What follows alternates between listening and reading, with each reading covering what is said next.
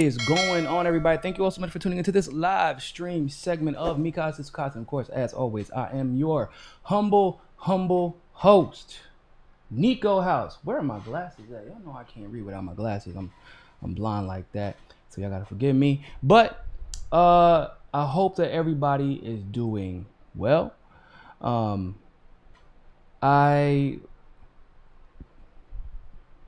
Give me one second, I'm trying to clean my glasses off. Wow, I'm telling you, I can't see what I'm glasses. I told you now. I'm trying to told you. But we have a great show coming up for you guys. I would just ask you all, before we even get started, make sure that you share this video. Make sure that you like this video. I'm gonna put some chapstick on before we get started. Do a couple of shout outs. Who we got in the chat already? Famous Chronos, Hunter Biden flipped business partner, provides access to 26,000 emails. This is just the beginning. Whoa, what did I miss something? Tulsi is leaving Hawaii to California. Please take care. See. So here's the thing about that. I don't know about the Hunter Biden thing yet, but Tulsi isn't leaving Hawaii. I think people should know that. She's leaving her post in Hawaii. So in other words, one weekend out of the month, she will be in California instead of in Hawaii, where she was previously serving. And it's likely because she's about to get promoted. She's probably about to get promoted to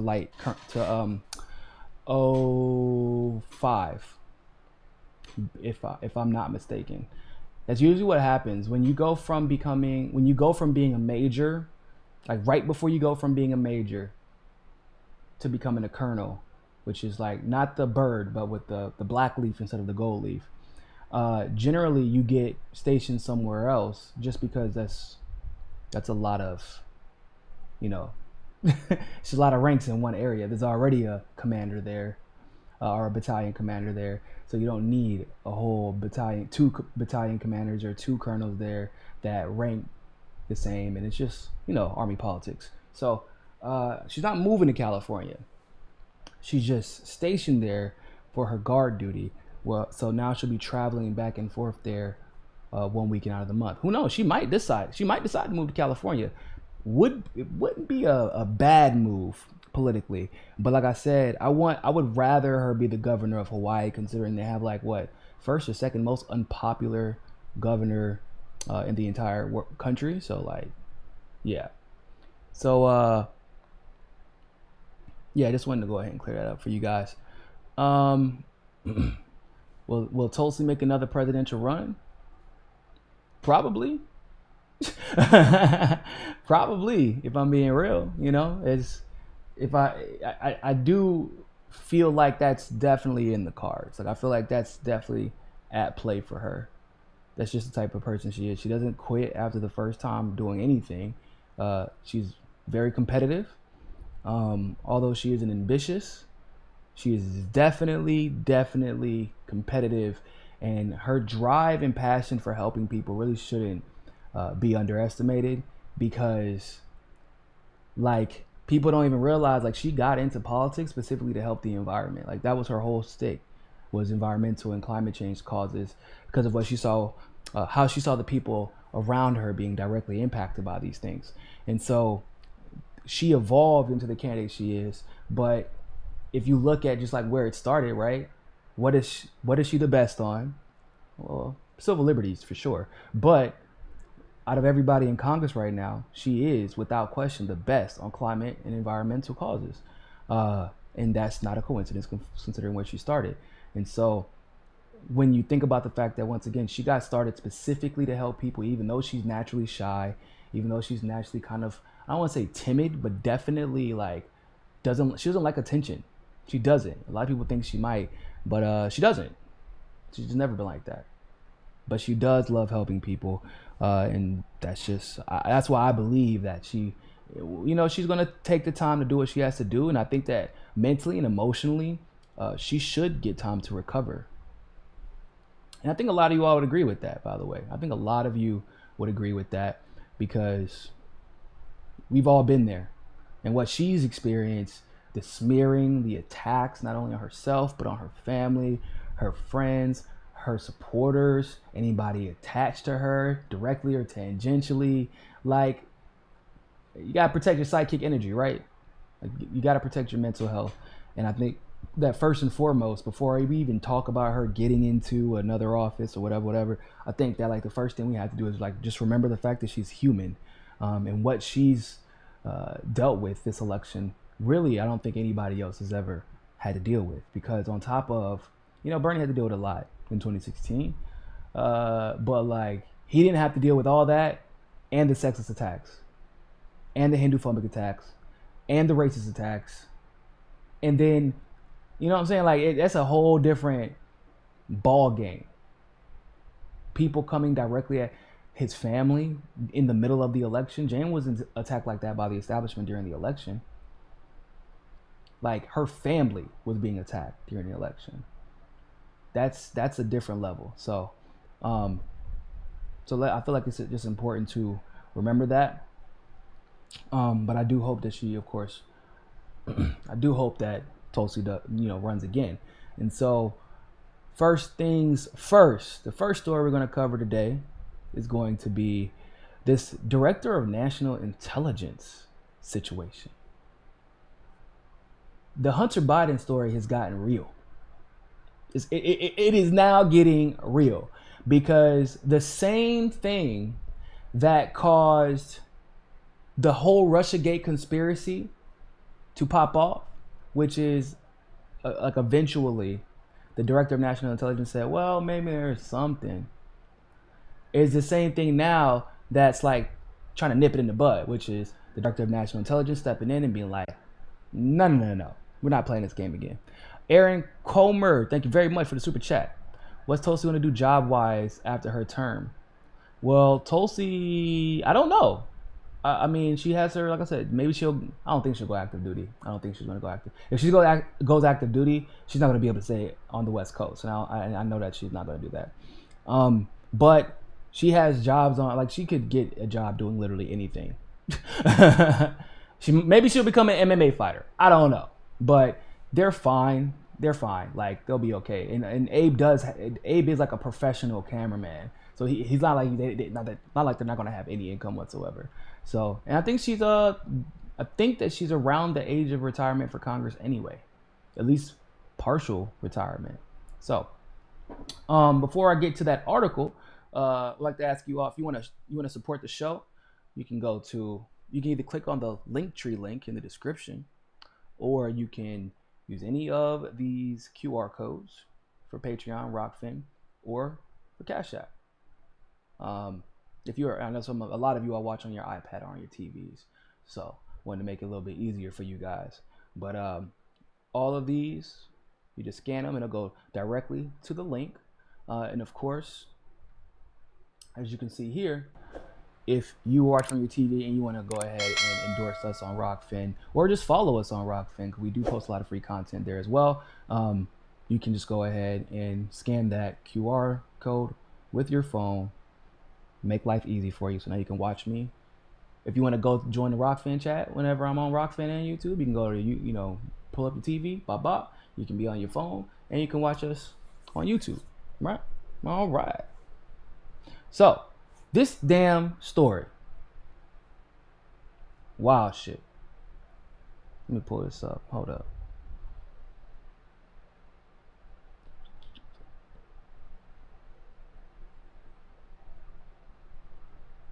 Where'd my screen capture go?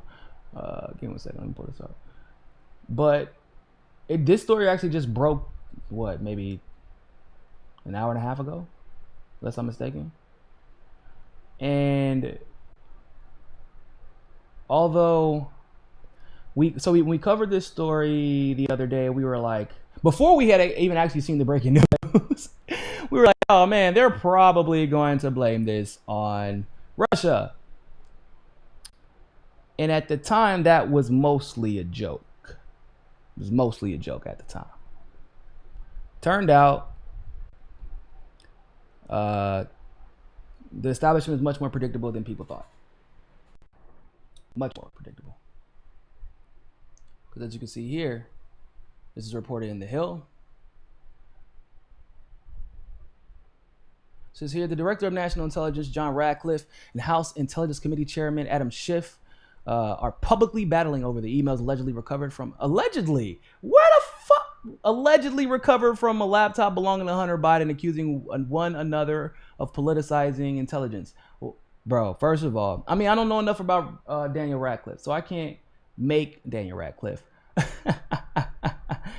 Not Daniel Radcliffe, John Radcliffe, unless John Radcliffe has a cool magic wand. And if that's the case, then you need to let us know, because that's something I would like to have. But in all seriousness, it's Adam Schiff, is he's a pain in the ass of every American. I like the way Pasta put it. Pasta said basically Adam Schiff is a failed actor who will play ball however he needs to stay in power, as long as he gets to stay at the front of the line and always has his face on camera. Some of you all may not know, but Adam Schiff was the one who was at the front of the line for the Iraq War too. He was at the front of the line for the Iraq War. He's at the front of the line for Afghanistan. He's at the front of the line for Russiagate. Like, this is what this dude does. Adam Schiff should never have been the head of the House Intelligence Committee. But he's a propagandist. And at this moment, the Democrats are this is what they're doing. They're putting incompetent, failed Congress people who've never done a damn thing, putting them in front and propping them up as if we should pay attention to them. When in actuality, Adam Schiff is an embarrassment. Do y'all remember Ukraine Gate? Y'all remember Ukraine Gate, right? Where he did a whole speech and he pretended as if it was verbatim what was said in the transcript between Trump and President Zelensky of the Ukraine. And then he was like, and this is what it would sound like if Trump had threatened Zelensky. So in other words, none of that shit was true. He's a propagandist. That's what he does. So the article goes on to say the two are battling over a controversial report published by the New York Post last week concerning a laptop and emails allegedly sent by Biden, the son of the Democratic presidential nominee, Joe Biden. I don't understand why they're allegedly. I'm still trying to understand where they get the allegedly from. But whatever. The story alleged that then Vice President Biden participated in a meeting with a top advisor to Burisma, a Ukrainian energy company where his son sat on the board at the time, prompting immediate attacks from President Trump and his allies. That Biden is corrupt, as it should, given that after a phone call with one president to another president, there was an impeachment that immediately followed after they leaked the phone call. And once again, I may not like Donald Trump, but I do respect one head of state's autonomy to negotiate with the other head of state, especially when it's to investigate corrupt activities from both administrations. Right? There's some things when you're trying to do the right thing, you should not have like a hindrance like what we saw the Democrats do at that point. And of course, this is because Biden was actually guilty of what they accused Trump of being guilty of in this particular scenario. Goes on to say that Schiff in a Friday interview with CNN said the smear campaign against Biden and his ties to the Ukraine originated as part of a Russian disinformation plot more than a year ago. Pause. What did I just tell y'all? No, it wasn't a Russian disinformation plot. What it was is an investigation that started more than a year ago, before Biden even announced, before he was even Joe Biden's opponent, before he was even Donald Trump's opponent, before he even entered the primary, there was a new investigation that had announced. Because Zelensky ran on holding people accountable and ousting corruption, because Zelensky is actually progressive and would have never been able to take over, ironically enough, if Trump didn't win, because the last administration, the Obama administration, used the Clinton Foundation and obviously Hillary Clinton herself to overthrow governments in the Ukraine and install the one they wanted. So Zelensky, even though he doesn't personally like Trump, obviously has to work with Trump because he understands that at the end of the day, sometimes when it comes to politics, the enemy of my enemy is my friend. And he did what he believed was best for his people rather than what was most politically convenient for him at the time, which we need more of course. Moving on, Ratcliffe, DNI, sought to claim that Schiff was remarking the Post story. Oh, excuse me. It said that Ratcliffe, however, sought to claim that Schiff was remarking that the Post story was a result of Russian disinformation, which he says is not supported by intelligence. It's funny that some of the people that complain the most about intelligence being politicized are the ones politicizing intelligence. And unfortunately, in this case, it is Adam Schiff. Ratcliffe told Fox Business anchor Maria Bartiromo, adding that Schiff claimed Hunter Biden's laptop and emails are on it are part of a Russian disinformation campaign. Let me be clear, he says. The intelligence community does not believe that because there is no intelligence that supports that. We shared no intelligence with Chairman Schiff or any other member of Congress that Hunter Biden's laptop is part of some disinformation campaign, Ratcliffe added. Whoa.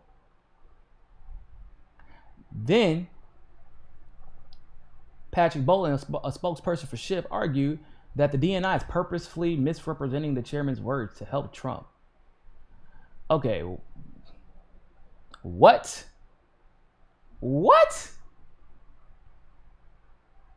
Is it or is it ain't? Is it true or is it not? Did he, if he's the direct, okay, man, so like, y'all know how there's like intelligence, right? There's intelligence. And there's different levels of intelligence and different branches under the intelligence community. And then they have a coordinator of all that intelligence, right? They have a coordinator. And the coordinator directs how the intelligence is circulated. At least they're supposed to if they're not a puppet. And we call this guy the director of national. So that means all of us and the government, is a director of national intelligence. And the director of national intelligence is saying, we ain't give y'all shit. We ain't give you shit. So how the shit are you talking about shit that you don't know shit about? Please explain this to me. Please explain this. And instead of explaining it, Adam Schiff, the director, or excuse me, the head of the House of the Intelligence Committee, he's the head of the Intelligence Committee, is telling the world that the director of national intelligence is somehow misrepresenting the literal quotes that came out of his mouth. And that he knows more as the committee head of intelligence than the motherfucker who directs the intelligence. That's what he is trying to tell us, people. Now, for some reason, I get this weird feeling that Adam Schiff is probably lying to us. Call it a hunch. It's a hunch that's based on the fact that he always lies. That's what that is. Why are we pretending as if this whole this is a different level of suspect, bro? This is a different level of suspect. It is. I don't I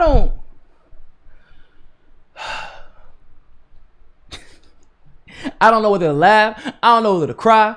I don't know whether to cuss. Bro,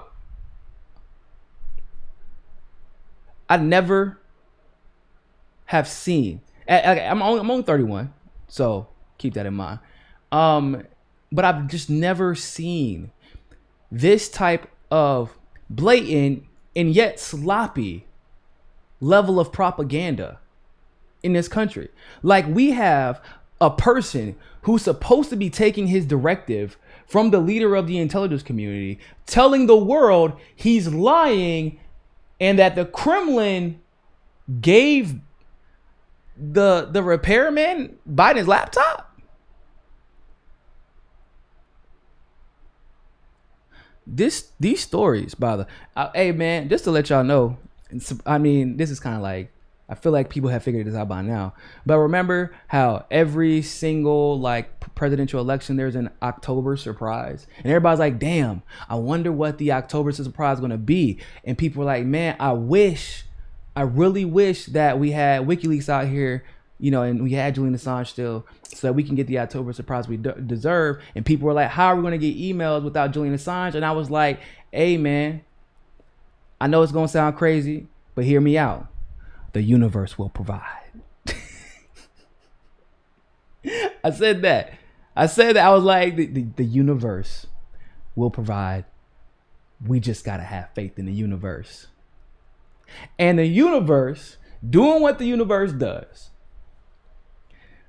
said, hey, we just gonna, like, in the most random way, have Biden's crackhead son, right after all of the Ukrainian, like all the Ukraine gate shit, leave his laptop at a random repair shop.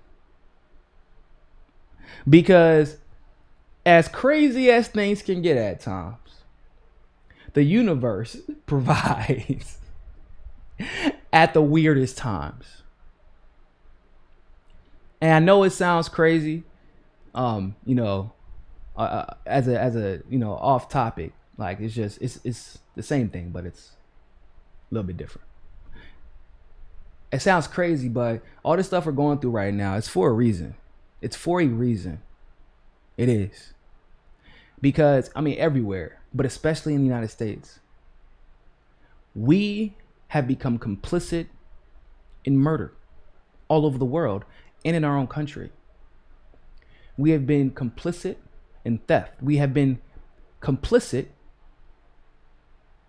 in being uneducated, in not seeking out that education. We have become complicit with corruption.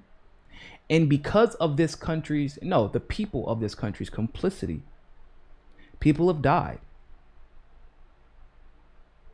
Now that a lot of Americans have been put in a very similar situation that a lot of countries and the people of those countries have found themselves in as a result of the corrupt behavior of the American empire, now all of a sudden people are paying attention. People are looking around. They're like, oh, whoa. Well, that's wrong, and that's wrong. They shouldn't have to go through that. Well, I shouldn't have to go through this. We should work together and expose these people. Absolutely. Absolutely. That's exactly what we should be doing.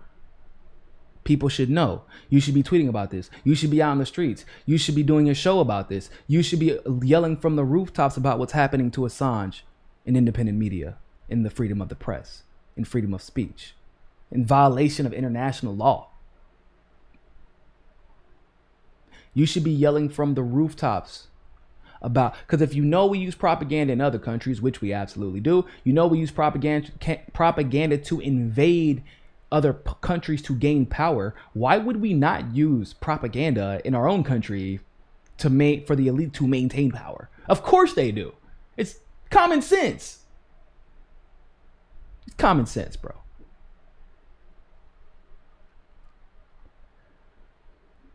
We needed a kick in the ass. We needed a kick in the ass. And I think a lot of people would agree with that. I've been homeless since this whole thing has started off. My mom has had her own struggles. My sister and my siblings have had their own struggles. So like, trust me, I'm not a stranger to the struggle that's been happening over any. I mean, I was impoverished my entire life until I went to the military. So like, I'm not a stranger to any of this stuff. But like, I also knew how many people were a stranger to my struggle because they were comfortable. I didn't take it any type of way. I just thought that's the way of life. And there's just been so much pain and turmoil around the world and in our own country that now people have began to realize, oh, whoa, this is not normal. We should not put up with this. Absolutely. You're absolutely right. This is not normal, and we should not be putting up with this. Facts. So, with that being said, I do want to move on to some positive news, right? Some positive news. So, as most of you all know, we just saw Bolivia pull a coup of a coup. Pulled a coup of a coup. That's what we just saw. And they were able to do so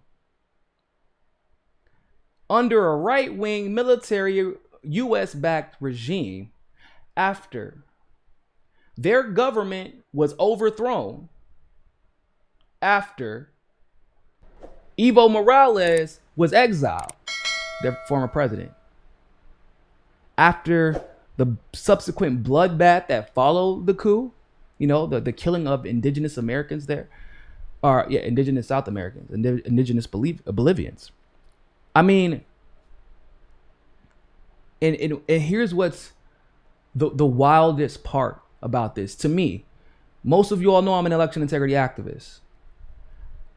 How many times have I said all this stuff that we're dealing with right now, all these issues that we have, man, imagine if we had election integrity, what we could do. Imagine if we fought for election integrity, what we could do. And Pasta brought up Pasta from the Convo Couch earlier. If you haven't checked out the stream, go check it out. Share this video, by the way. Like this video. We have 31 likes. We should have 77 if we have 77 people watching. You gotta hurry up. But in all seriousness, when you have election integrity, and Pasta brought this up, he was saying a lot of people complain because they wish that Evo Morales wasn't such a pacifist. A lot of people wish he would fight fire with fire. A lot of people were complaining and saying he didn't want it enough. But Evo Morales kept stepping back and saying, don't worry about it. Why do you? So for those of you who don't know, the right-wing coup, the de facto government, which is the military coup, they kept pushing back the election. People don't know that. They kept pushing it back. They had been supposed to have this election, but they kept pushing it back. And Evo Morales, sitting in Argentina, was like, don't worry about it. Don't worry about it. Don't worry about it. Guys, be patient. Don't worry about it. Trust me on this one. This is a man who's been president for 3 terms. He was he's about to be president for 3. I think he's going for his 4th. He knows this election system in and out. He secured the election system to make sure people's votes counted. Also understanding the amount of imperialism that was coming from the West and the United States specifically. So he waited. And guys, don't worry about it. I prepared for just such an occasion. And their ridiculously secure election system put the Socialist Party on top, ousted, at least governmentally, the right-wing de facto military-backed government.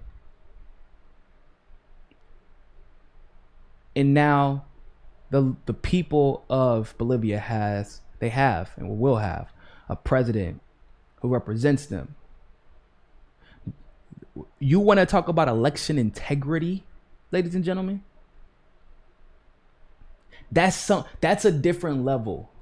Don't get me wrong. Venezuela is like on that level too. That's the only way Maduro keeps winning. The Carter Institute once praised Venezuela, saying that the entire world should have an election system as secure as theirs. And I'm assuming that Bolivia probably has something very similar to that. And that's why Evo Morales was so patient. Election integrity is that important, because even though we see this corruption from the neocons, from the neoliberals, from the Democrats, from the Republicans, from the Debbie Wasserman Schultzes to the Nancy Pelosi's to the Mitch McConnells, we see all this corruption. We see, I mean, we are the ones who started the coup, right? In Bolivia. We were the ones who backed that coup. We were the ones who backed the attempted coup in Venezuela. We're the reason that Syria is in tatters right now. You know, it all started that year we sent humanitarian aid.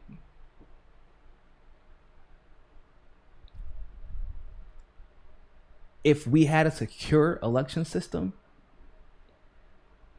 we could get them out.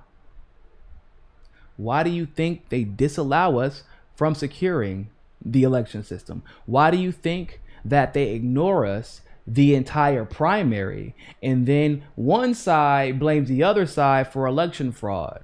Why do you think that the Transitional Integrity Project right now is trying to rig the election, and even basically have admitted that they are going to commit a coup if Donald Trump wins by a landslide?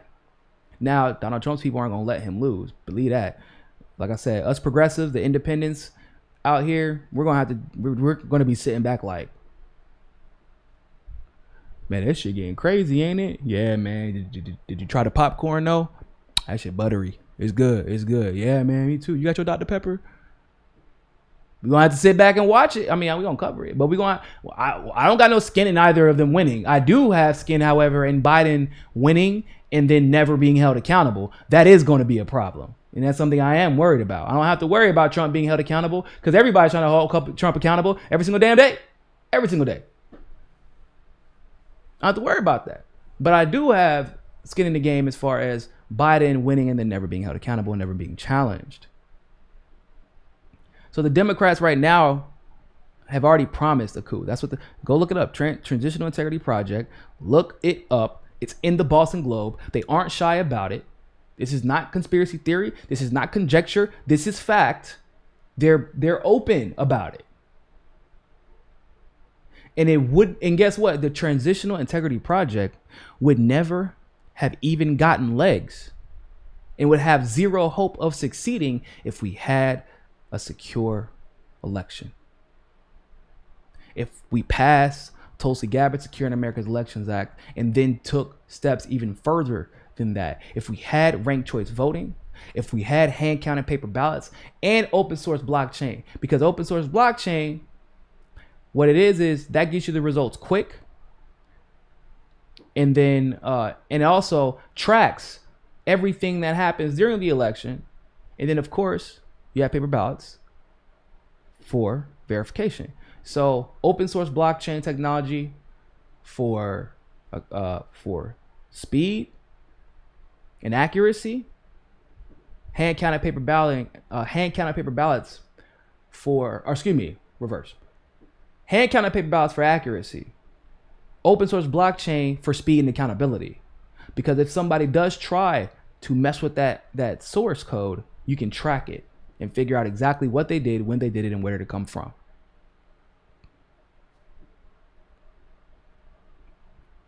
It's been a bleak few months here. It's been a little bleak. But what happened with Evo Morales, it sparked the best out of his people, man. It really did. I wish Americans had a little bit more of that in their heart. And I know some people, not a lot of people, but some people seem to think that this has nothing to do with the lithium triangle, Bolivia, Argentina, and Chile. But you would be sadly mistaken. And the reason they say that is because, so Nevada does have a lot of lithium, right? America in general has a lot of lithium. But first of all, mining lithium, it got to be done right. And even if it's done right, if you do it in an area that can be affected, where the environment can be upset, then there's a whole different problem on your hands. So Bolivia, Chile, and Argentina have They have areas that are so vast and so far away from everybody. And then you have, of course, Evo Morales, who makes sure that the lithium is mined safely. Yeah, we have lithium in this country. That's true. But China is a whole. I can link my video if y'all like, and if put a comment in the description if you do want me to do it, or put a comment below if you want me to link that video. But I go into a crazy deep dive that basically surmises that China has control, for the most part, over Chile's. No, excuse me. We had control over Chile's, and then China began to get control over Bolivia's, and then they already, if I'm not mistaken, had control over a lot of Argentina's. And so it was about to get bad for us. And if you know anything about how we go about our business, it's like this. Yeah, people, Syria is about oil, right? We know this. Yemen is about oil. We know this. But why will we do that? We export 93% of our own oil. We frack for oil. We have oil here in the States. Because it's not about getting the resource. We have the resource already. It's about stopping you from getting the resources, because capitalism is inherently about stopping competition, not creating it, despite popular belief. This is fact. So, it's important for people to understand that aspect of this. The lithium is largely why we were there. That is the lithium triangle. Think about it like this. Remember when Kamala introduced that bill with Kirsten Gillibrand and a couple of other people in the Senate, and then Levin, a fracking lobbyist, by the way, introduced another bill in the House, and the bill was to do what? Convert all cars in X amount of time into specifically battery-powered electric vehicles. For those of you who don't know, those electric vehicles, the batteries that are in them, at least currently, at least the ones that are going to be part of that bill, those batteries are powered by lithium. China is fully aware of this, and they've been taking steps to be able to compete in that department. And so have we, of course. That's why they introduced that bill. Now, for us, it's not about the environment. It's about the fact that lithium requires fracking. And Zach Levin, is it Zach Levin? I think it's Zach Levin. It's either Zach Levin or Mike Levin. I can't remember which one. But his last name is Levin. He's a representative from Southern California. He used to be a fracking lobbyist. And he was a fracking lobbyist, the guy who introduced the bill in the House. And if you make a mandate that every car starting this year, up until this year, has to be an electric car that takes batteries, you're securing the bag for your fracking lobbyists. You're giving them a monopoly on transportation. And on top of that, you're putting yourself in a position globally to provide the vehicles and the batteries for everyone's electric cars. Facts. Whenever I get done with this and I'm going to put up this clip, I'll go ahead and link that video, because that was one of my favorite videos that I've ever done. I spent 8 hours to 9 hours researching for that vid, like deep research. All the company connections. I talk about everything, the electoral system there, how Supreme Court judges get elected, like all of that. So who knows? I might just re-upload it. I might re-upload it just so people can see it. So, yeah, man, I just wanted to show y'all that. I wanted to talk about that because I feel like that's such an important part of what doesn't get discussed. That part gets left out, and progressives know about it, but they think it's about going to get that lithium. Like, yeah, that's a piece of it, but like, we do have lithium here, but that's not the important part. The important part is stopping your ass from getting the lithium. Just like the important part of us going into or staying in Iraq, facilitating the destruction of Yemen, implementing crippling sanctions on Iran, destroying Syria. That's all about stopping your ass from getting oil, because we don't want the competition, nor do we want competition for our allies. Sally Yates replaced Chris Ray at King and Spalding. Oh, did that just happen? Did that just happen? I gotta check. I gotta look into that then. That's dope though.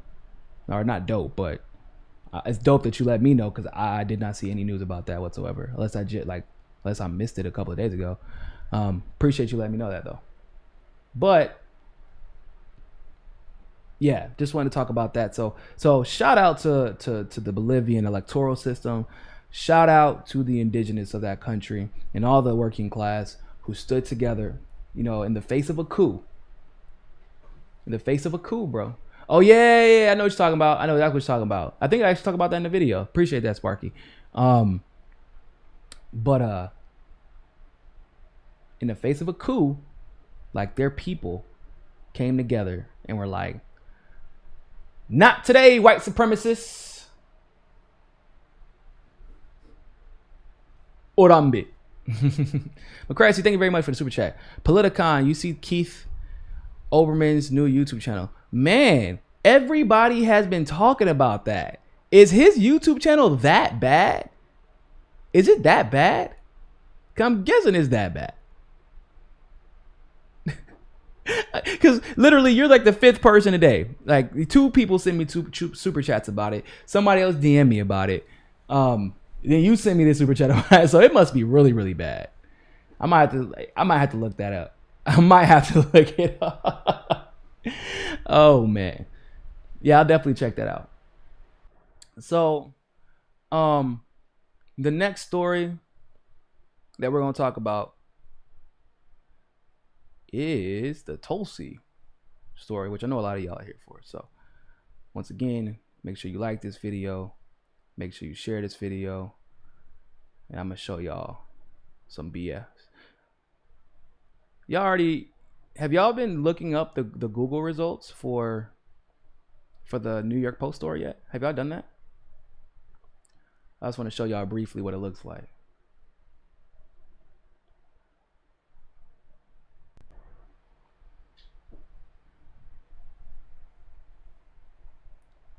This is what happened when I Googled the New York Post story. Most recently, like earlier, maybe 45 minutes ago. Notice anything? Notice anything? The New York Post story, that is the #1 story being discussed over the last week and a half. Being talked about everywhere, being covered everywhere, not damn sure not being shared everywhere now, we know that. But people are going and searching for it. Not even in the top. It's not any of these, the top results. It's not in the first few results. It's not even on the first page. Google it. Look it up. It's not even on the first page.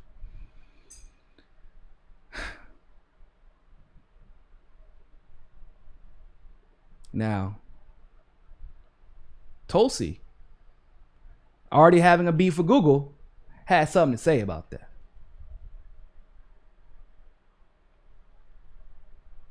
Oh, let me pull up her tweet.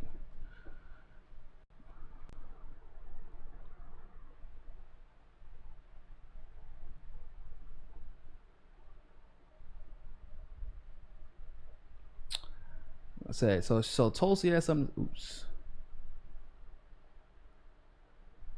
Tulsi has something to say about that on Twitter. Let's say this is today, actually, or yesterday. She said, "Let me repeat. If Google can do it to me, they can do it to you. They can do it to anyone." And she's 100% right. She warned us, bro. I'm like, yo, I feel like there should be a channel called Tulsi Was Right. Who should we do that? Should we start a channel just called Tulsi Was Right? Because this is a consistent pattern. This is actually like 2 in 2 days. Think about it. I just told y'all Tulsi was the one trying to introduce the Secure in America's Elections Act to make sure that we never even had to deal with any of this stuff, or that we had the capability to elect out the corrupt people who have engaged in this corrupt behavior. And then look at what happened in Bolivia. They went through every possible, like, bro, military coup, your president ousted, your indigenous people being killed. They just installed some random woman who wasn't even like the top of her party. You got the United States government and the, what is it called? The OAS? The you know, it's that United, they basically have like a organization that includes all of the American nations. They are not on Bolivia's team. They're on our team. We are the ones who pay them. And I wish I could remember what the name of it is. Don't quote me on it. But if you remember what it is, comment in the section, please. Or comment in the chat section. But like, given all of that information, a secure election just save their democracy. Given all of that. OAS. Okay, cool. Making sure. Think about that.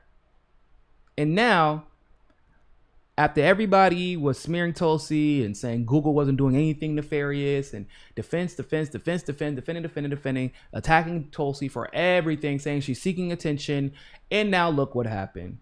A candidate who's running for president had his son's emails given, like subpoenaed after being handed over after being subpoenaed. Put on the internet. Covered in a legitimate story from a mainstream media outlet. Less mainstream, lesser tier mainstream, but still mainstream media nonetheless. And Twitter stopped it from being posted. So did Facebook. Not because it was false, but because they couldn't prove that it wasn't false at the time. And it's still being posted. It's still being banned. And I just showed y'all the screenshot, right? Google is also removing it from its algorithm, its top stories. And Tulsi told y'all back then, when she started the lawsuit with Google, if they can do it to me, a sitting congresswoman, a military vet, a presidential candidate, a former member of the CFR, for crying out loud, a former vice chairwoman of the Democratic National Committee, former state representative, former city councilwoman. They can do it to any of us. Once again, this is why, ladies and gentlemen, this is why I'm scared of Biden. I mean, there's a lot of reasons why I'm scared of Biden, but this, you got everybody on your team that's against me. Everybody that's on your team is against me and everybody in this country. That doesn't bode well. I'm a big proponent of the idea, especially in politics. You can judge a person by their enemies, and you can also judge a lot of people by their allies. That's facts. Sparky, thank you very much for the super chat. You said generation was at 4. Nuclear eats waste for fuel and won't melt down. If you try it, it's the way to go. That's interesting. Why do you think we haven't tried that yet? That'd be interesting to look up. Because that's the biggest thing about nuclear. I understand that there's a lot of benefits to nuclear, but the waste is, man. The waste is, it's Fukushima. That's all I'm gonna say. Fukushima. Go look it up. Democracy. You see Voucher's vid on election integrity, Tulsi and Veritas. Why would I subject myself to that type of torture? But you can give me the quick breakdown. I'm not watching that shit. Why would I subject myself to that? Come on. Democracy. You said Tulsi should have been my candidate. Yes, it's political. Tulsi was my candidate. Unless you're talking to somebody else. If you're talking to somebody else, then this is what it is. But yes, everybody and their mama know Tulsi was my candidate. I don't know about everybody else. It's just because we're a different day, but Tulsi was indeed my candidate. What do we have next? What do we have next on the list today? Boom, boom, boom, boom. Y'all want to see actually some good news for once? Y'all want to see some good news? Like, bro, I found a feel-good story. Shout out to Nat'l Chavez, sent this to me. And we gonna watch this because we need something, y'all. We need some type of positive news today. I mean, okay, so to be frank, we did get the positive news or to be fair, excuse me, we did get the positive news with Bolivia, but I just want to give some more positive news because I think that we just need a feel-good story today, y'all, for real. So let me go ahead and pull this up for you.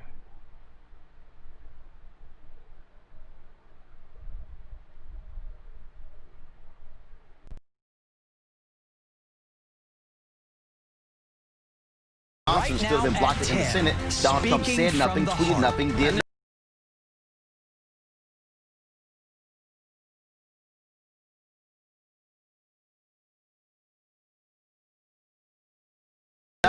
he said in here also about the anti-lynching people helping people. He's the father of a young family evicted from their home. The story went viral. This is my check, but I ain't making it with $300. Tonight, the outpouring of support for a family kicked out of their home. I thank everybody for helping me. My kids, mainly my kids. Now I get to buy them their first shoes. One is 4, the other one's 2. Never bought them a pair of shoes. I haven't bought him a pair of shoes. That's where we begin tonight. We are hearing more from this young father. The outpouring of support for this family and many others in the same dire situation is growing. The crowdfunding effort being organized by the constable's office, which normally assists in these evictions. Channel 2's Michael Laparty is live at the Harris County Precinct 1 Constable's office with the update. Michael? Chris, Dominique, tonight we know that family does have a place to stay for now, and the constable's office that had to evict them is now working to help them. 24-year-old Israel Rodriguez found himself back in front of news cameras, but under much different circumstances. I kind of don't believe it, but it's real. The last time we saw him on television, Israel and his family were being evicted from a Houston apartment for not paying rent. We ain't got nowhere to go. Nowhere to go with 2 small kids. They packed their stuff into a stroller and left. This was all captured by a CNN crew working on a story about evictions during the pandemic. After it aired, people from around the nation offered to help and made donations. I never expected this, but it shows me how people are. Like, people helping people. You know what I mean? Like, it's the best thing that could ever happen to me. Now staying in a hotel, Israel wants to show his appreciation. Just wanted to thank everybody that reached out to me. Everybody that helped me out all over the world. The response even touching Constable Alan Rosen, whose office handled the eviction. The outpouring of love and support that came to this family and others from across the nation is what moves me and inspires me. People really care. I thought people didn't, but people care. And for Israel, that's what's helping him get back on his feet and hopefully into a place of his own.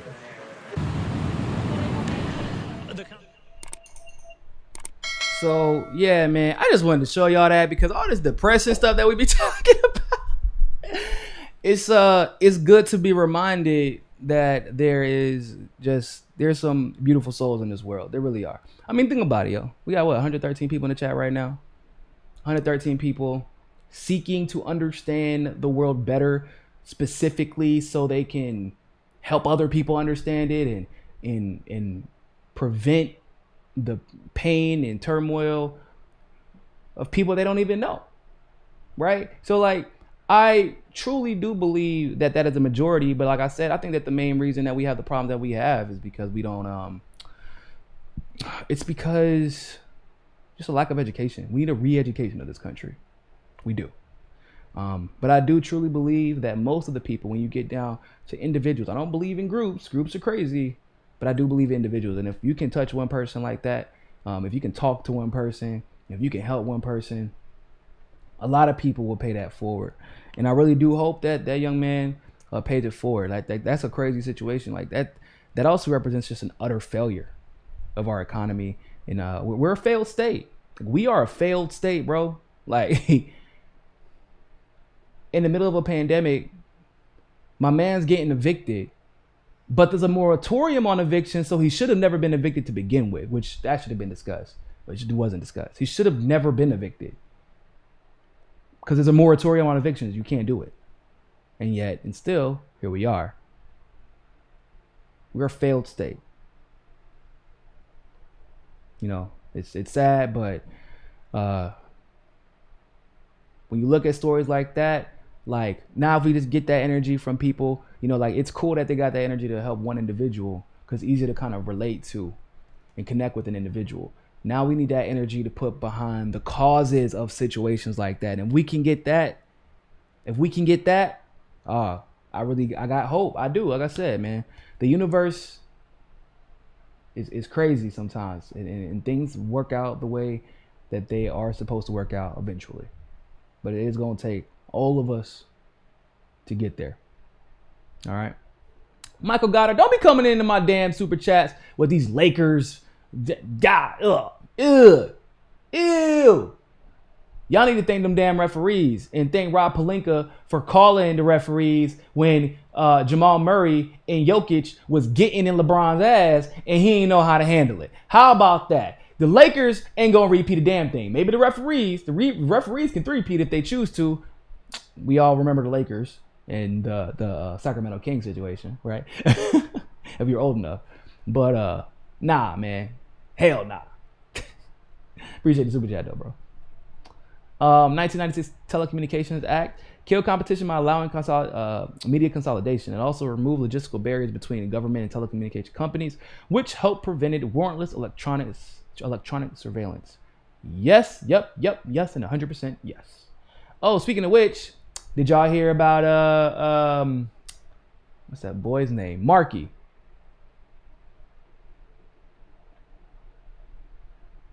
Did y'all hear about Marky? Marky out there supporting neoliberals in their general elections.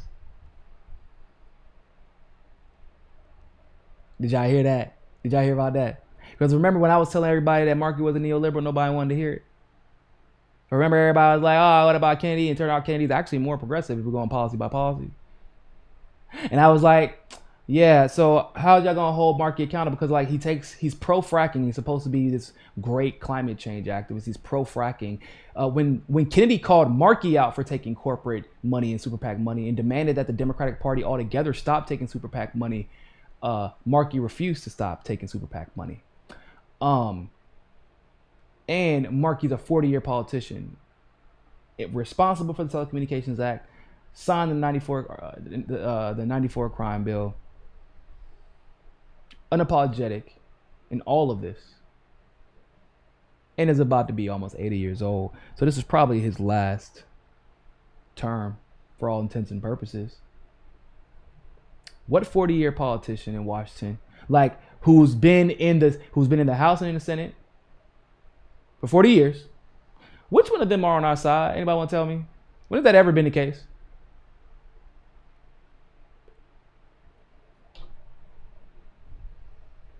When has that ever been the case?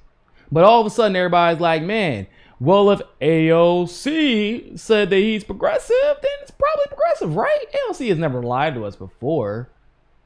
Bro, even Bernie Sanders figured it out. Y'all, I don't know if y'all knew that Bernie Sanders didn't endorse Marky. So even Bernie figured it out. And now everybody like, the other day, Marky got ratio. Everybody's like, oh, wow, I never saw this coming. Really? You mean the guy who's probably fulfilling his last term in the Senate just ignored you the moment you all threw your weight behind him? Wow. I can't believe it. No one saw that coming.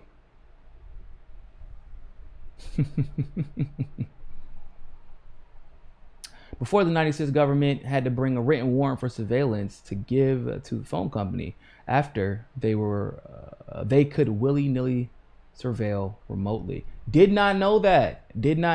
Thank you for that information. I'm definitely going to look more into that. There was another piece of legislation that violated civil liberties that was introduced around that time frame too, if I recall. It seemed like that was kind of the goal, right? From like from 94 to obviously 2002, 2001, whenever the Patriot Act was introduced. It seemed like the goal was to, because they saw what was happening with the information age, it was to consolidate and surveil. That's what it seemed like. Because they didn't want competition, they didn't want accountability, and they didn't want anyone to be able to, I guess, slip past them. And then, of course, they created In-Q-Tel, the CIA's venture capitalist firm, gave him $15 billion of unaccountable money, and they take over every big tech company that shows potential. Well, no, the opposite. One company will do it, is the best at it, clearly, right? And then what the CIA does, takes their nearest competition and buys them. That's what they do. This is a fact. It's happened over and over and over again. Facebook, Amazon, Google. So Amazon, eBay, Facebook, MySpace, Google, Yahoo. Think about it. They've already established the patterns, and people just, you know, it's not everybody's fault, but it's hard to track that kind of stuff. So, Zachary, you need to have a discussion with AA, MAGA, Brandon Tatum. He's defending what happened to Breonna Taylor. Also saying Obama pardoning Manning was bad. Hold up, this dude's a MAGA guy and he didn't support Obama pardoning Manning? That's weird. Does he not support Assange, or does he support Assange? That's a weird thing, because that's what he's being hurt for. That's what he's being arrested for right now, or being extradited for. Spark, repealing the Telecommunications Act would help a lot. Yeah. Oh, bro. Good God. A lot. The Green New Deal is cool, but the Off Act is a litmus test. Man, the Green New Deal ain't cool. So there's that. But you are right about the Off Act. But the Green New Deal is not cool at all, whatsoever. Otis B, thank you for the super chat, my man. I'll go back and watch from the beginning, as I just made it home. Thank you for all that you do. Hey, I appreciate you, man. I appreciate you. Stick around, man. Replay gonna be there. Stick around. Oh, Obama didn't pardon Manning, Anna. That wasn't what happened. He commuted her sentence, if I recall. So the charges still stuck, technically.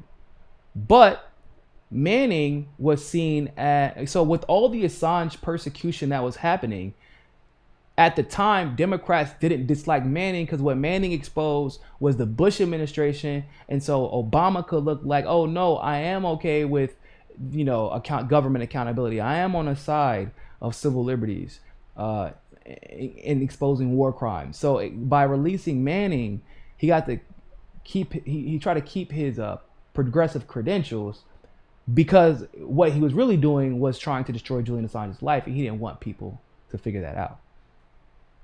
Sparky worked for a phone company back then. We were glad to not have to hassle with babysitting government agents with surveillance. Didn't know they'd get this bad. Man, I don't think this bad. I don't know if anybody could have predicted it, because I don't think anybody expected technology to advance this much.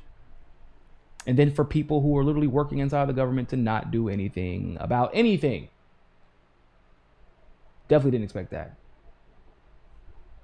So, we got one more topic. We're going to check out a little bit of this Roland Martin and Ice Cube interview. Sweet baby Jesus. That boy Roland Martin. What can I say? It's Roland Martin. Y'all know what kind of man he is. He not for us. That's all I'm going to say about that. He is not for us.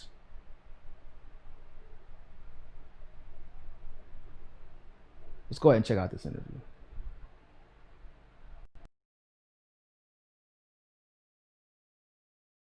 Johnson stood up and blocked it in the Senate. Donald Trump said nothing, tweeted nothing, did nothing. He said in here also about the anti-lynching bill. Same thing. Senator Rand Paul of Kentucky stood up, blocked it in the Senate. Donald Trump said nothing, did nothing.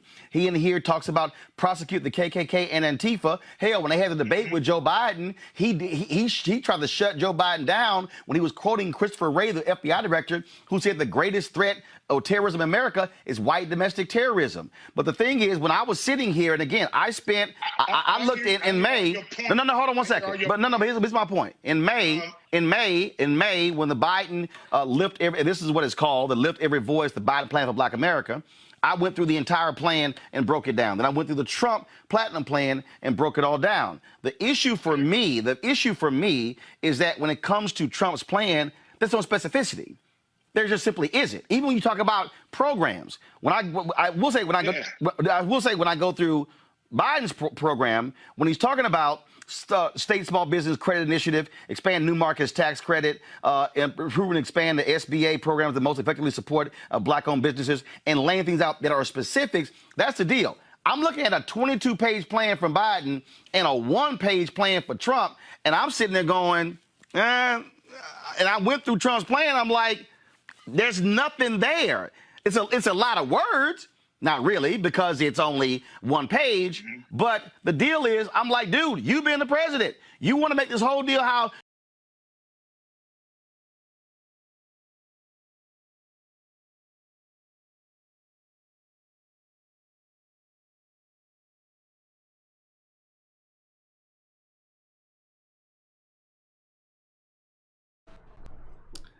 Bro. Take your damn glasses off. Listen, y'all. There is a little, and I do mean a little, truth to what he's saying. A little truth to what he's saying. In the sense that Trump's plan is not specific enough. But what Biden laid out is also not really all that specific. It's a bunch of generalities. It's like, I'm gonna lay out money for this. I'm gonna lay out money for this. I'm gonna lay out money for this program, for these programs that best help black people. It's like, I understand maybe you're not one of those people, which is fine, that feels like black people specifically need to be helped in a disproportionate manner than other people.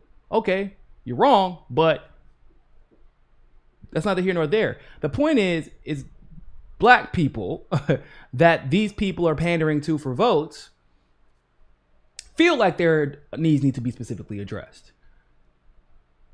And these are all things that have been tried before, but what ends up happening is the establishment ends up co-opting them. The money never goes to black people. It's like with union leaders sometimes. Like, we've already heard a lot of this stuff that Biden is putting in his plan that, by the way, he never really discusses because he doesn't really plan on doing anything about it. And then Roland himself sets the standard that, well, if you've had power, you've been president this whole time. Why didn't you do anything about it then? Well, why didn't Biden do anything about it when he was senator? That's right, because he was too busy working with Republicans to implement or maintain segregationist laws, which he bragged about constantly during the primary. Also, Ice Cube didn't say that Trump's plan was sufficient at all. He's never said that. He's been very clear about that. He said, it's not my plan. They called me for advice and he said, okay. He said, okay, I'll help. That's what the goal is. And they're like, oh, how dare you? But see, that's the thing. And this is something that I think people should understand. This was my problem with Bernie Sanders saying, oh, I don't support reparations because I think my plan's better. And Nina was like, no. I'm not, I support the senator in his presidential endeavors, and he's a great man for working class people. But no, reparations. That's not negotiable.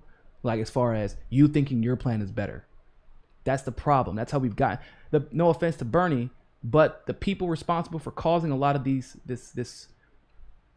problems within the black community, and then and by the way, simultaneously, the people ignorant to the problems because just you don't have the experiences.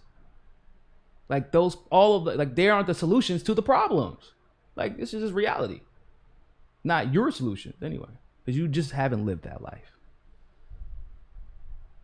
So why would, like, Ice Cube made it very clear, like, neither of the, like, his plan, Trump's plan is not his plan. Trump asked him, or his administration asked him to help. Biden's administration is like, nah, you're good. We'll see you after the election. That is white saviorism. I mean, we already know that they're not going to do anything with their black things. This is Biden. Come on. Come on, bro. Let's be real. If people want to call Trump a serial liar, Biden's a serial liar. His campaign website literally changes every time he gets criticized of something. So let me check out some of these super chats before we get back to it. Otis B, appreciate the super chat. By the way, have you heard about Diddy's Our Black Party? If so, your thoughts. If he's serious and does not base it on Biden support. I was actually talking about this, I think, yesterday, and that situation is interesting. And I don't want to go into too much of it, but basically, if I'm not mistaken, he talked about this on Charlamagne the God's show, and then, like, very shortly after that, somebody clearly made a phone call to that man because he tweeted out that getting out Trump is the priority, like, almost right after, because he saw what was happening to Q for suggesting an independent party for black people as well. So, but I mean, he said, he was talking about the pressure that's being put on him by the establishment, but, like, put on him, put on Jay-Z, put on all the black celebrities. He said it, and look what happened.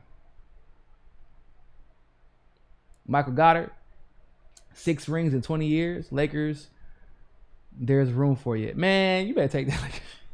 You better take that Lakers shit somewhere else. My brother's Lakers fan. I don't support Lakers, but we all about Jimmy buckets around here. 305. Let's continue. Johnson still have been blocked in the Senate. Donald Trump said nothing, tweeted nothing, did nothing. He said in here also about the anti-lynching bill. Same thing. Senator Rand Paul of Kentucky stood up, blocked it in the Senate. Donald Trump said nothing, did nothing. He in here talks about prosecute the KKK and Antifa. Hell, when they had the debate with Joe Biden, he tried to shut Joe Biden down when he was quoting Christopher Wray, the FBI director, who said the greatest threat of terrorism in America is white domestic terrorism. But the thing is, when I was sitting here, and again, I looked in May. No, hold on one second. But here's my point. In May, when the Biden this is what it's called, the Lift Every Voice, the Biden Plan for Black America, I went through the entire plan and broke it down. Then I went through the Trump Platinum Plan and broke it all down. The issue for me is that when it comes to Trump's plan, there's no specificity. There just simply isn't. Even when you talk about programs, I will say when I go through Biden's program, when he's talking about state small business credit initiative, expand new markets tax credit, improve and expand the SBA programs that most effectively support black-owned businesses, and laying things out that are specifics, that's the deal. I'm looking at a 22-page plan from Biden and a 1-page plan for Trump, and I'm sitting there going, By the way, I think it's pretty clear Roland was merely trying to promote Joe Biden by bringing Ice Cube on his show. This isn't even this isn't even addressing what Ice Cube was talking about. Like, I don't know if y'all realize, this is kind of like gaslighting. It's a little bit of gaslighting going on. Once again, never talked about, he's like, I didn't say I supported either of their plans. I answered a call, bro. Like, what are you talking about? And Cube, once again, talks about that in the original video that he did on Twitter. Bro, I don't want to hear that. Like, when black people try to help you out you called me to tell me after the election. You called me to tell me after the election. You called me to tell you, don't expect nothing from me. Like, bro, the audacity. You called me to tell you don't expect anything from me until after the election. Why'd you even call me for? Come on, bro. And I went through Trump's plan. I'm like, there's nothing there. It's a lot of words. Not really, because it's only one page. But the deal is, I'm like, dude, you being the president, you want to make this whole deal how you ushered in economic prosperity, which really all started under Obama beginning in 2010. But it is lacking. Do you? Economic prosperity. Yeah, both Roland Martin and Donald Trump are full of shit about that. Believe that the Trump campaign greatly overstated your involvement for the purpose of them being able to say, we have attached ourselves to Ice Cube. Did you believe that you were used politically for their purposes as opposed to really what happened?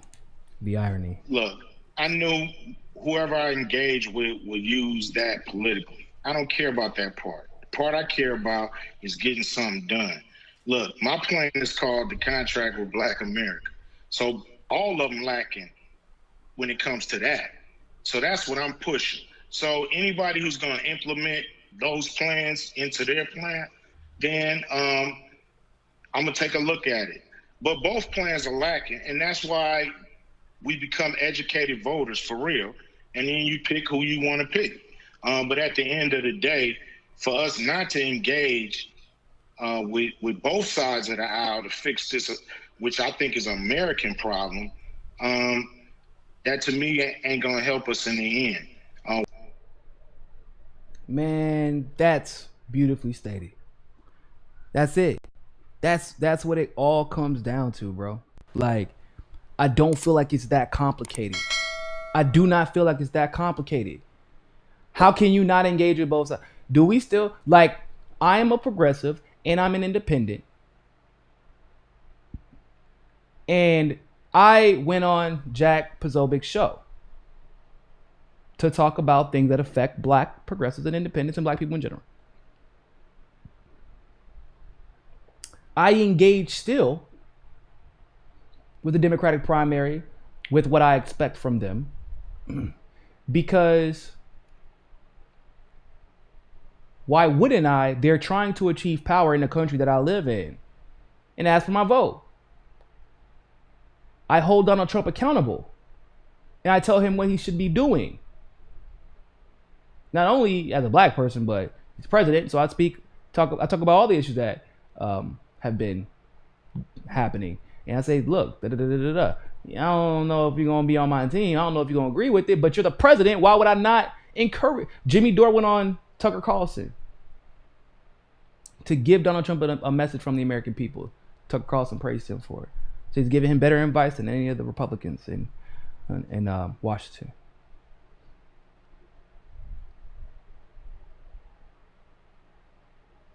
Why wouldn't you engage with all sides? And for black people, if we've gotten, the only time we've ever gotten anything in this country is by making demands and then engaging both sides. Somebody called you from the White House and asked for input on their plan. Like, you just don't answer the phone?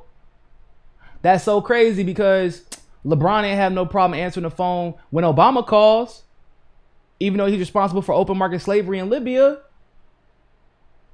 He don't got no problem answering the phone, even though he fake sipping Flint water, since Roland wants to go down a goddamn list of things that the presidents should have, would have, could have done while being president, while being vice president, while being senator.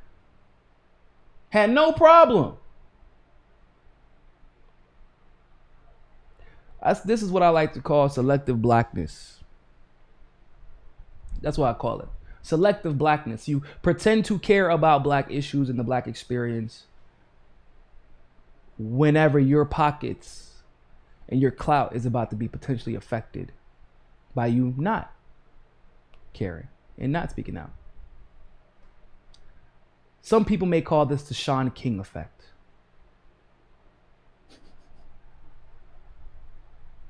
But in all seriousness, like you can't pretend as if this man was hey man, I support Trump. Oh man, I can't wait till he puts it. That's not what he said. That's not what he said. And what he left out is like, if you're gonna talk trash about Trump, then you gotta bring up the First Step Act. You gotta bring up the fact that he brought the Tuskegee Airmen to his to the whatchamacallit. Yeah, of course it's political. Everything that these people do is political. It's for political gain. Yes. But guess what? For the first time or a long time, for a lot of black Americans, somebody had us up front not to talk about how pitiful we are, but to celebrate great things that we have done in this nation. And that is a rarity in situations like that. Usually in the middle of an election, we get paraded around as props for the Oppression Olympics. But like bringing up the Tuskegee Airmen, that was a good thing. It was.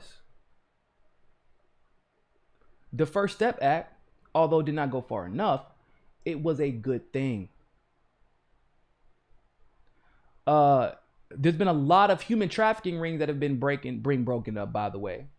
Child sex trafficking rings that largely affect communities of color in the black community. Because when, like, it's a saying in New York, when a white girl from Queens or Manhattan goes disappearing, it's 6 o'clock news. When a Latina or a black girl from the Bronx goes missing, no one knows about it. She's just a runaway. So that stuff positively affects us. Trump has a plethora of problems, for sure. But if you're gonna go through all the negatives for him as far as the black community is concerned, you gotta talk about the positives. Because if you're gonna talk about if you're gonna talk about all the positive that Biden is supposedly trying to do for the black community, which there's literally zero evidence to support that he'd actually do it. When we talk about all the positives, you gotta talk about the negatives too. If you're gonna pretend to be objective, then be like you can't pretend to be outraged and then just be like fake, like not be objective. And that's why I love what Cube handled that particular part of the segment fantastically. Loved it. Michael Goddard, these celebrities telling us what to do is comical. Ain't that the damn truth? That's a damn truth. But it's just, oh, man. People like Roland, bro, they really, really frustrate me. Because it's scary how much influence they have. Like all those old black people out there listening to Roland like he's the answer. Like he's telling the truth. Like that man don't be wrong again and again and again and again and again and again and again. What's up with this fetish that people have in this country of watching people who are regularly wrong? What is up with that? Hey, Niko, can you listen to these black independents you found? I'm tired of fake lefties and want to start pushing for Pan-Africanism with our people. Can I list? I'm actually going to start bringing some people on. So hold that thought. Watch over the next few weeks. I'm going to be bringing more people on. So you can all decide who you like and who you should follow and who you should get behind. Activists as well as independent journalists. Michael Goddard. People with platforms that sell out are the worst. People with platforms that sell out and then they didn't come from anything, those are the worst. They came from nothing. They came from struggle. They came from the mud. And then when they got their money, they left all of us behind. Like those are the worst kind of people. You got a special type of demon to be able to do that. You got a special type of demon in you to be able to do that, bro. For real. So, with that being said, ladies and gentlemen, thank you all so much for tuning into this live stream segment of Mikasa Sukasa. D Moody, I see you say I should debate Roland Martin. He wouldn't dare in his life even think about it. Bet that. Believe that like you believe in God, son. If you don't believe in God, then believe it like you believe in the stars. Believe it like you believe that Nancy Pelosi ain't gonna pass stimulus bill and she ain't never gonna let Trump sign a stimulus bill and that she full of it. Believe that like you believe in Mitch McConnell's turtleneck believe that, he would never even think about it. Quote that, send it over to him. For real, for real. If you want to support the show, you can subscribe. So you can go to the Linktree link in the description below to follow everything. You can support us on Patreon. You can support us on Cash App. Or you can become a premium member on Rockfin and get all of our premium content in addition to all of our free content as well. All right. And with that being said, ladies and gentlemen, we will see you tomorrow morning. And always remember, more than anything else, find your balance. Peace. If you like that segment of Mikasa Sukasa, don't forget to like the video and smash that subscribe button. Want access to members only live streams, behind the scenes footage, and other premium content? Well, you can endorse us on Rockfin Premium, become a patron through Patreon, or you can sign up for the MCSC Premium membership through YouTube. All the links are in the description below. But hey, more than anything else, more than anything else, more than anything else, more than anything else, always remember, find your balance. Find your balance. Find your balance. Find your balance. Find your balance. Find your balance. Find your balance. Always remember, more than anything else, find your balance. Peace.